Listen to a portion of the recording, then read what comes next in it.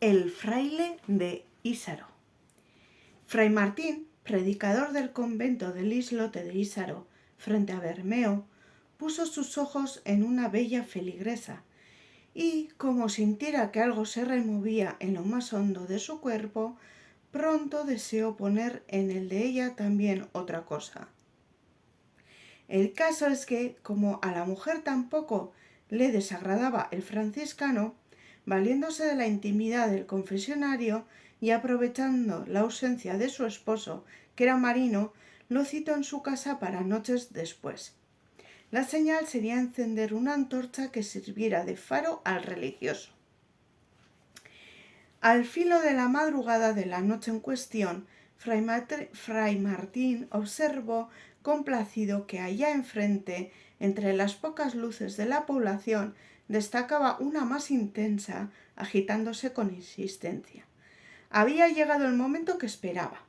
Tal era su ardor y su impaciencia que, cuando momentos después se desnudaba enteramente en la pequeña playita, ni reparó en que el frío de la noche estremecía su cuerpo y erizaba el vello de su piel. Luego, colocándose hábilmente el hábito sobre la cabeza, formando un envoltorio, se introdujo en el agua. Sin perder de vista aquel punto luminoso que desde la costa tantos placeres le prometía, nadó y nadó sin desfallecer y sin hacer caso de ninguna inoportuna llamada de su conciencia. Cuando alcanzó la orilla, cubrió sus desnudeces con el hábito y corrió sigilosamente hasta la vivienda de su enamorada. Y si el religioso pasó frío durante su travesía, bien sabría aquella bermeana recompensarle por su esfuerzo con el calor de su cuerpo apasionado, hasta que las últimas horas de la noche le sorprendieran jadeantes pero infinitamente dichosos, la una en los brazos del otro o viceversa. Antes del alba, el predicador volvió a cubrir prudentemente su cuerpo con el hábito, abandonó la casa tan discretamente como al llegar, se fue hasta la playa y, aunque con un mayor cansancio que a la ida, regresó otra vez a nado hasta el convento. Del mismo modo repitió la escaramuza durante varias noches consecutivas. Pero la fatalidad quiso que, al salir sigilosamente de la alcoba de su amante, un amanecer el fraile tropezase con un peldaño de la escalera, alborotando la quietud de la noche. Fue entonces cuando, despertándose sobresaltada, una cuñada de la adúltera, que estaba soltera, salió a ver qué sucedía.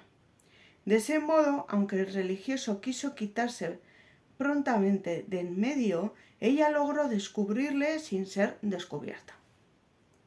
Sospechando, inquieta, qué podía estar haciendo allí el predicador a una hora tan intempestiva, se acercó discretamente a la puerta de la que supuso acababa de salir el hombre, y, como a través de la rendija de la cerradura, descubriese a su joven cuñada desnuda sobre las revueltas ropas del lecho, lo comprendió todo en un instante.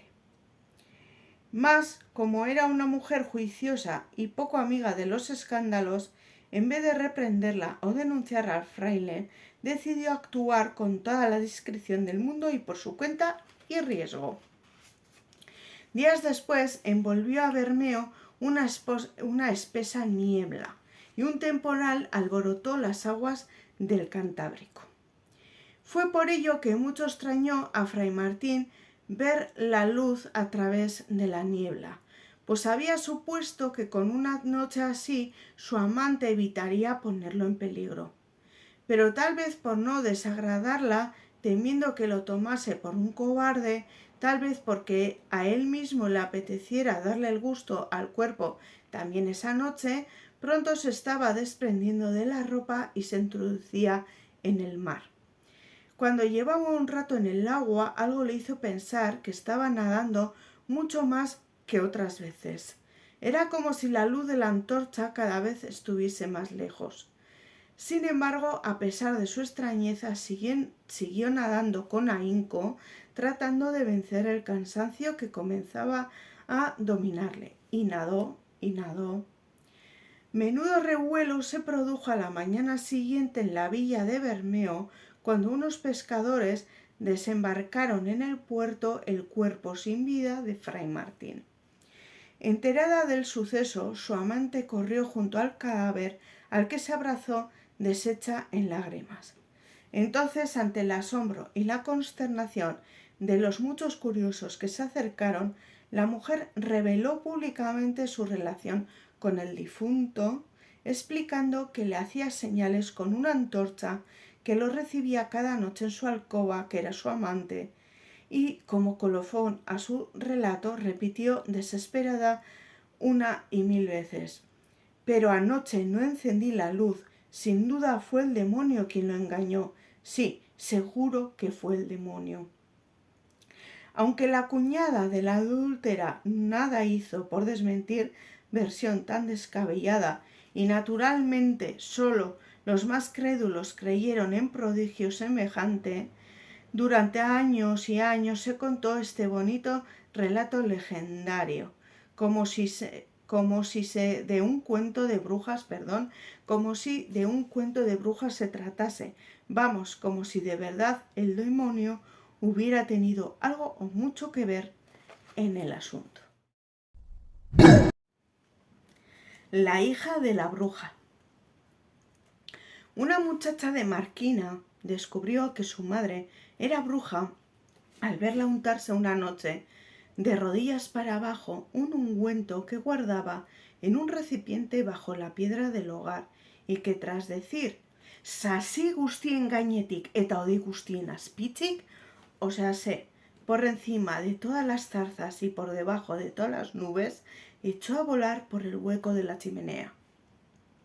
Dicen que una noche la joven decidió imitarla, pero que no le gustó el oficio de bruja, pues, habiendo equivocado la fórmula mágica, en vez de decir por encima de todas las zarzas, dijo por debajo, y tanto la ida a la aquelarre como de regreso del mismo, todo el cuerpo se le llenó de arañazos y heridas. Las sorguiñas de Sorguinsilo. Como en tantos otros sitios, igualmente se decía que vivían sorguiñas, brujas, en Sorguinsulo, una sima que está próxima a la iglesia parroquial de Morja. Por eso los vecinos de este pueblo evitaban acercarse por aquel lugar una vez que había anochecido. Sin embargo, al parecer hubo en el pueblo una muchacha que presumía de valiente, que una noche apostó con otras amigas que ella era capaz de ir sola al inquietante agujero y proferir algunas impertinencias contra las moradoras del mismo, en las que evidentemente no creía en absoluto. Seguramente lo hizo, sí, pero no podemos confirmarlo, pues de la imprudente lo único que se encontró al día siguiente fue una prenda íntima que llevaba puesta aquella famosa noche. Estaba colgada de una zarza a la entrada de Sorguinsulo y completamente desgarrada y con muchas manchas de sangre.